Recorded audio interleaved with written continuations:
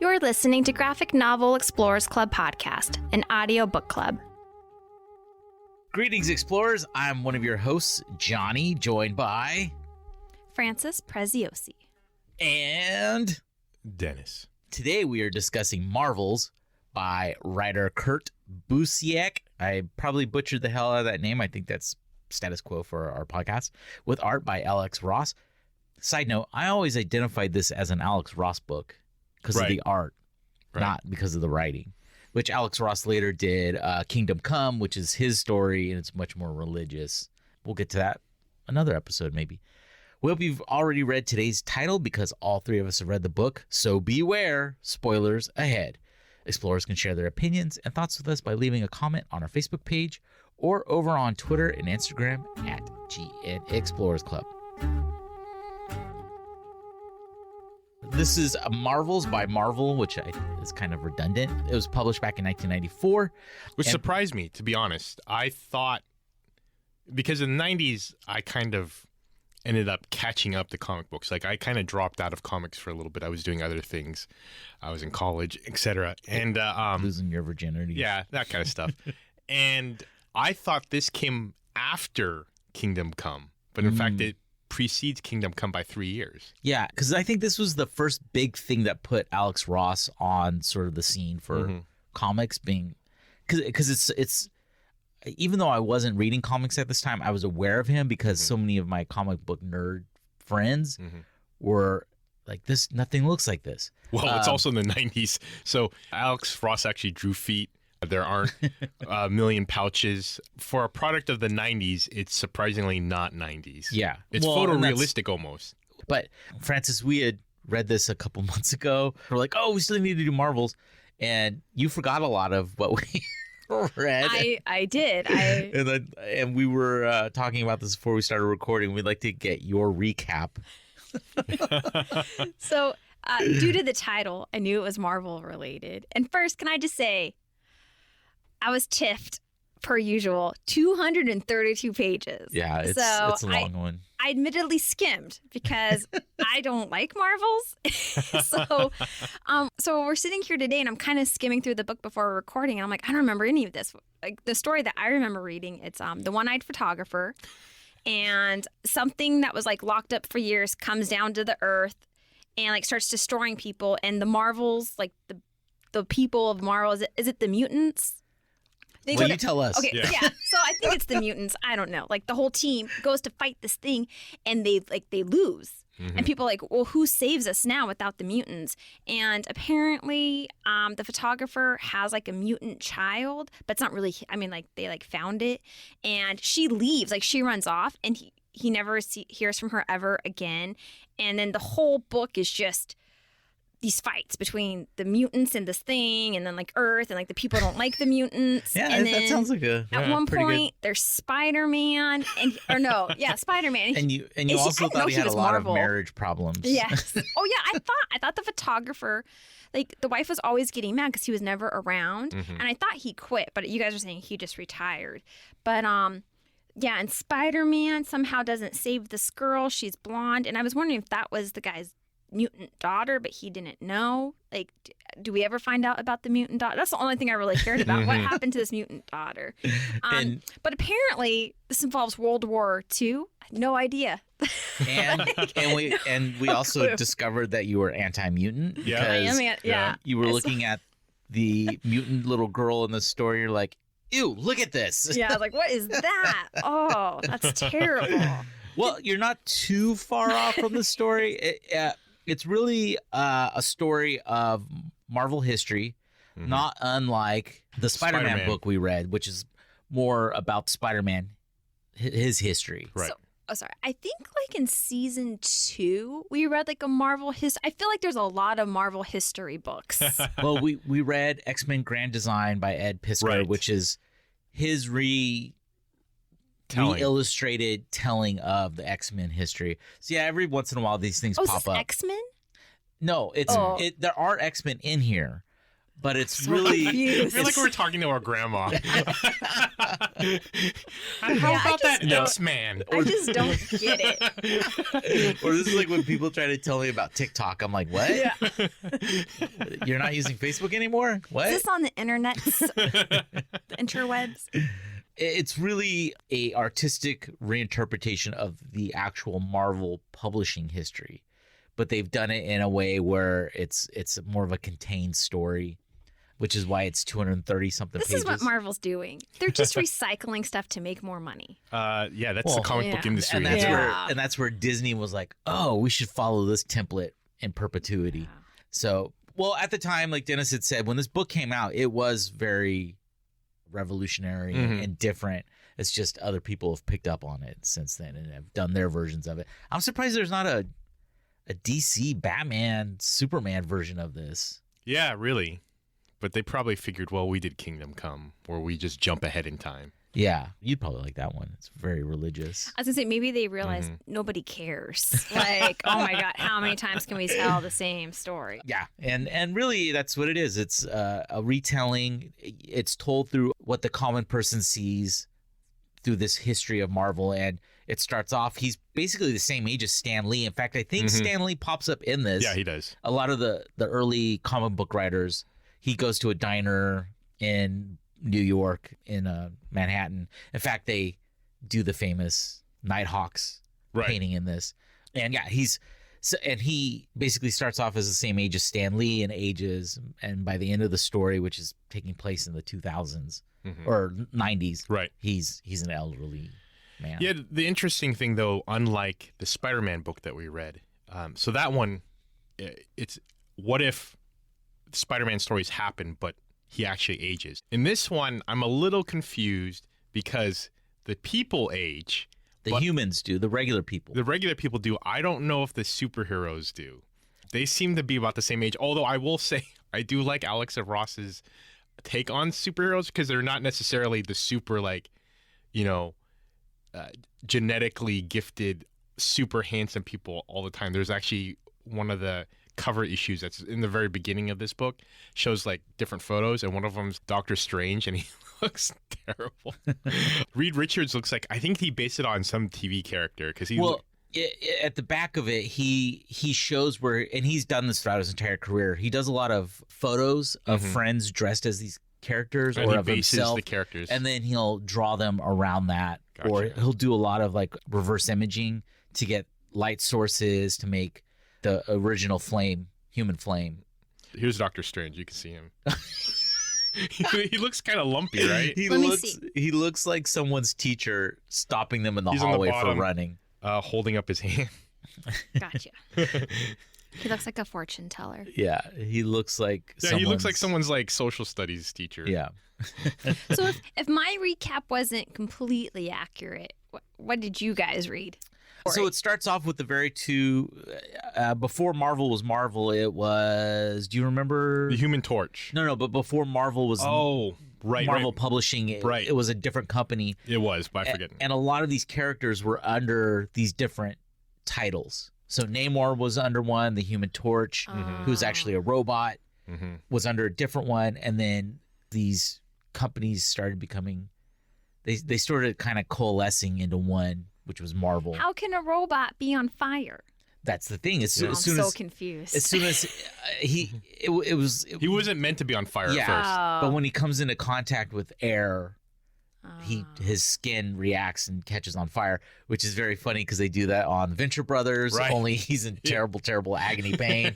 And in fact, the book starts off with a quote from Mary Shelley's Frankenstein, which is, "It is with considerable difficulty that I remember the origin or the original era of my being," which is basically what this book is about. It's like, nobody, if you didn't know the origin of Marvel, well, here it is, of these characters. Honestly, these first few splash pages with, essentially him putting together this Frankenstein creature, it's one of my favorites. I really liked how it was illustrated. Yeah. I like the way the whole thing was illustrated. It was, I can't even imagine how long this process takes. I don't know. Because this was before digital. These are paintings, right? Yeah.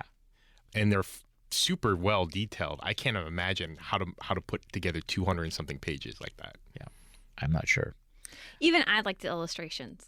And I'm not like a Marveling. Yeah, I thought it was really, really well done. Yeah. So it starts off with that, and then it goes into basically the people of New York being introduced to these two characters, Namor and Human Torch, which I didn't know Namor went back and forth as being a bad guy. Oh yeah. Is that still continued to this day, or is it? Yeah. I mean, he's unlike Aquaman, because Namor is basically Marvel's Aquaman. Sometimes he's seen as a threat because he's trying to push Atlantean like is superior, and then other times he's a hero. And when I grew up, he was always a hero. Oh, okay. He was part of the Avengers and everything, and I didn't realize until much later that his original origins were that of a villain. And this happens several times throughout the story, where all of a sudden he's a good guy, now he's a bad guy. And it's very elemental because it's water versus fire. Mm-hmm. During one of these battles, our protagonist, Phil Sheldon, gets a bunch of rock or a brick from a building falls on his face and he loses an eye. Right. We're introduced to his girlfriend at another point in this like Nighthawk Steiner, who's Doris Jacquet. And there are different times where she's, like you had pointed out, Francis, where she's annoyed or put upon by his almost obsession with documenting these marvels. And to speak to Francis's incorrect remembering, I actually thought that's the direction it was going to go, because he's obsessed with them for a lot of years. Yeah. And he puts his family kind of second. Yeah, because he has kids and Yeah. doesn't even, I mean, they have a mutant in their basement and doesn't even realize it. Yeah, and so I thought this would put a strain on them. At first, it seems like it's going to go that direction. Then eventually, I don't know, her character gets weird to me, and it almost seems like she just accepts it. Now, you could say that's something about society, and she didn't feel she had an out at the time, and so she's just kind of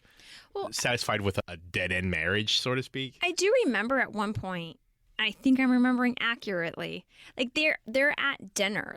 They're like at a restaurant at dinner, like the wife and the kids, and like he's making an effort. Like he's starting to kind of like be more present. And to your point, when you said that, like the time that it's set in, that makes more sense. Like people just didn't get divorced back then. Right. What? Grandpa, wake up, Grandpa. Wait, no.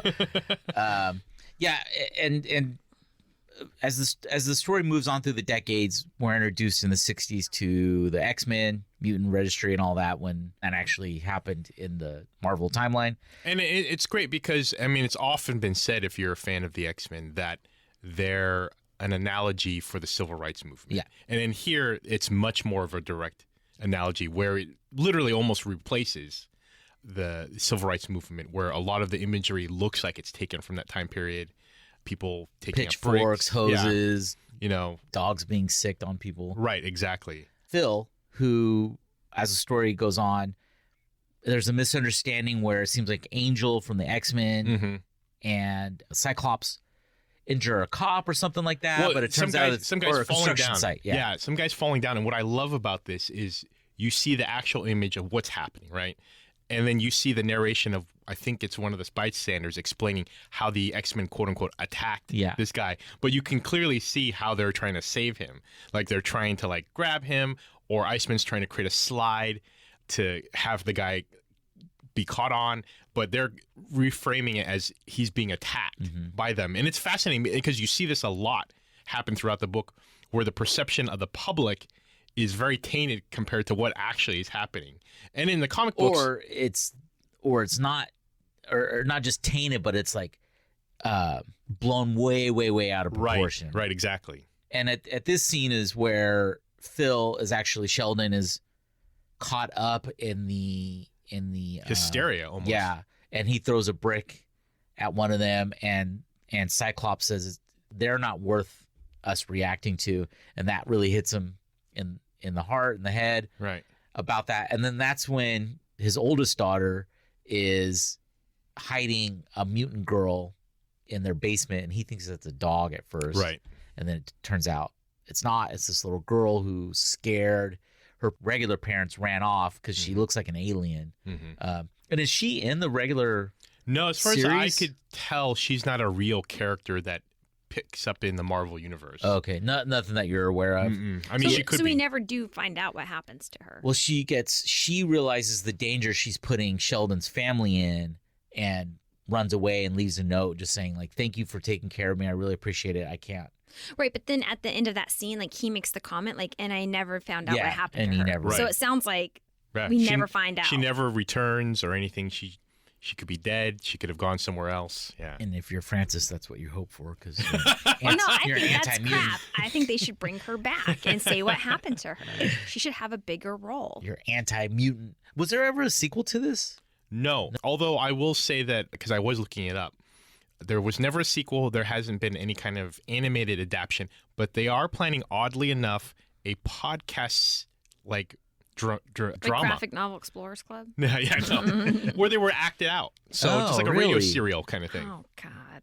But that's amazing. No. Well, they've it's done not. X-Men. They've done a Wolverine one, like Yeah. 2 seasons of a Wolverine one. Yeah. Marvel's really getting into the podcasting, Yeah. narrative storytelling, Mhm. like radio drama. So okay. Let's go back to Grandma Frances here. If she had 2 human parents, how was she born mutant? It could be a recessive gene where the parents carry the Is recessive this the gene. sex talk? Do I need? But Yeah. yeah. Do we need to So have this kids is leave why the room? 2 parents with brown eyes can have a child with blue eyes. Yeah. Right. Not because of the Okay. mailman. Not because mom was banging a mutant. But and that's basically the story of Bobby Drake, right? His Right. parents Mhm. wound up Totally kicking him normal. out, Mhm. and Iceman.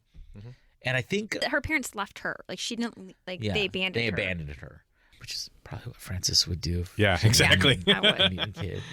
And then it jumps ahead, and it seems like in the retelling of the story, things were so chaotic Oh, yeah. in the 30s and 40s, Mm-hmm. 50s even a little bit, and then in the 60s is when the storytelling really like pops. Mhm. You could tell there's a difference of like they have figured out how to tell these stories. Right. Galacticus shows up. The Fantastic Four are celebrities. Yeah.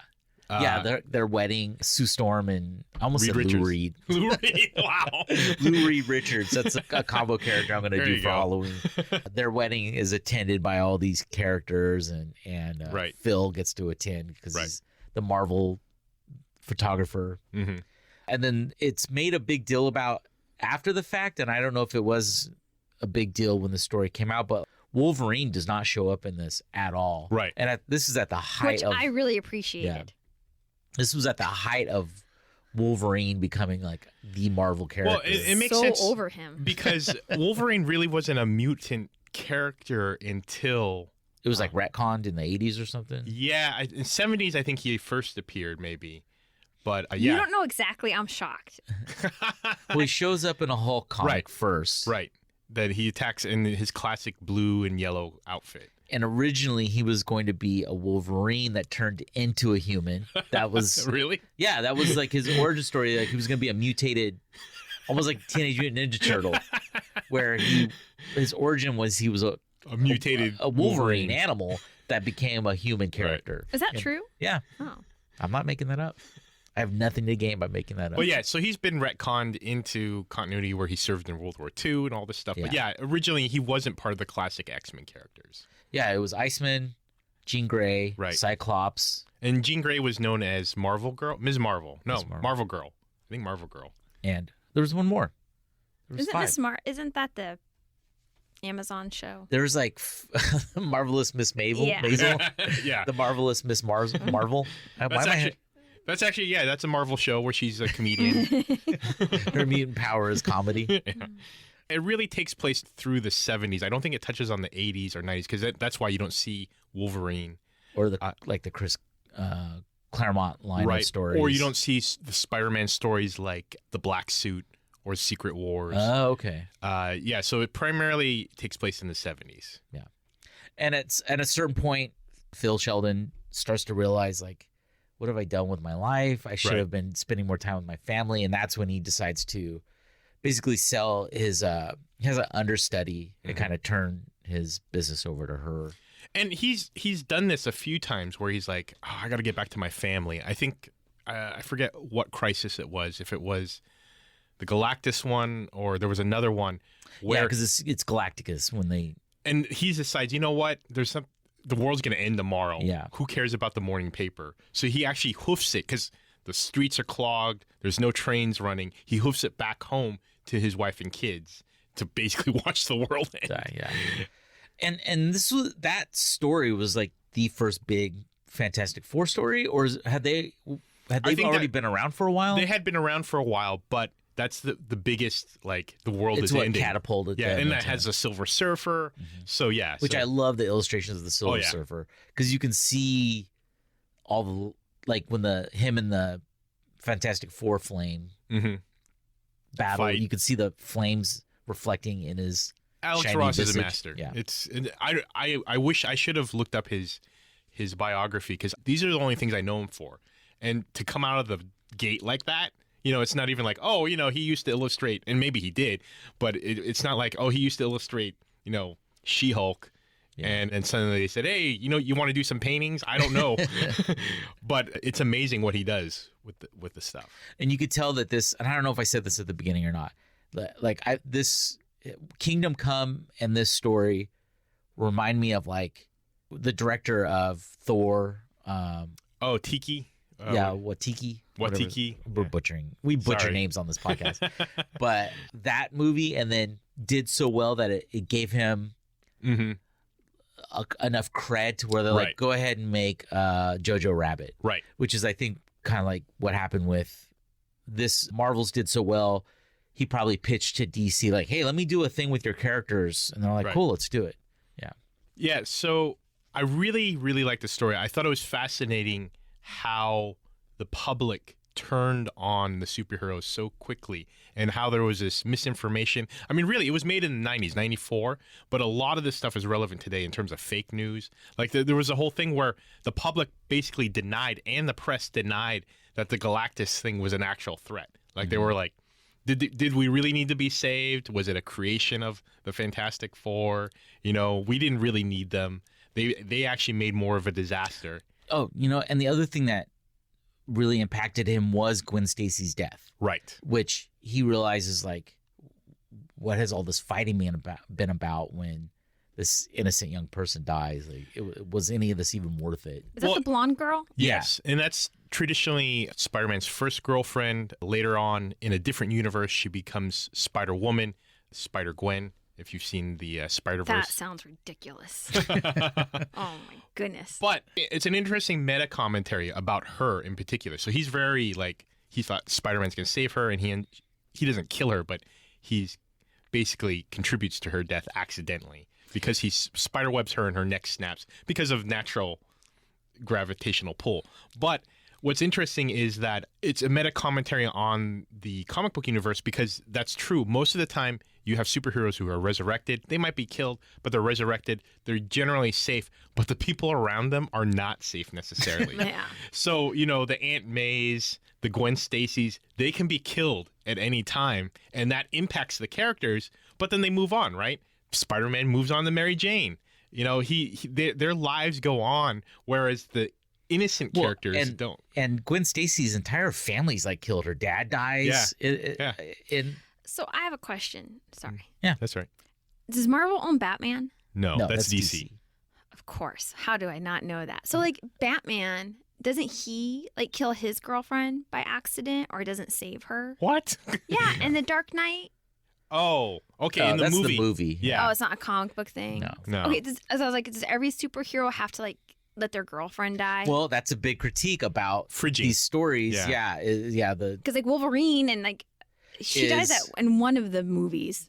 It's a complaint about the misogyny of comic book writing. Is women are often put in peril just to make the guy a superhero or to move the story. They're either raped, they're killed in order to motivate the man. And then what is the man's motivation really? Is it to avenge them, or is it something that they feel like their honor, not the woman's life, but their honor has been besmirched or something like that? Yeah, because that scene, from what little I read, I didn't know that, like, what it contributed.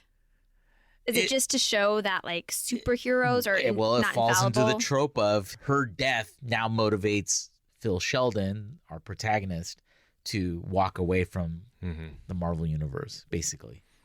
Oh, he's like another woman's dead. We can move forward in society now. Well, One less voice of nagging. Wow, you really nailed it. Yeah. let's recap that one little bit for. That's what you were saying earlier. Now I'm getting it. Yeah. It's like, One last little thing is his assistant, who's now taking over his business, takes a photo of Sheldon and his family at the end because they're like, Not his family. you've never been in a photo before. Like, Right. You've photographed all these people and you've never done it. They give the camera to this little boy passing by who turns out to be later the Ghost Rider. Right. Yeah. Well, no, he gives the camera to his assistant and pulls this little boy in. Oh, that's right. Which is weird because, like, look, nice normal family picture with a nice normal boy who The random kid. I don't know where his daughters are exactly, but it's so bizarre that he does that because it's not his family. Just take a picture with your wife. Why do you have to pull in this boy who's not even part of your family? And then the wife got weird at the end. Like, there was a part where they were on vacation and she was talking about how Reed Richards had talked to her through a mind thing. Oh, I don't remember that. Yeah, and it was almost like a religious thing, and she was just acting really weird. Like, I feel like they did dirty to the wife. I felt like she was a strong character at the beginning, but then she just became this weirdo near the end. well, that's what marriage does to you. When you have a husband and kids and no one appreciates you, you want to give get up. married Glug, again. glug, glug, glug, glug, glug, or whatever. Reed Richards was talking to me. Glug, glug, glug, glug, glug, glug, glug. All right. Well, what'd you think of the book, Frankie?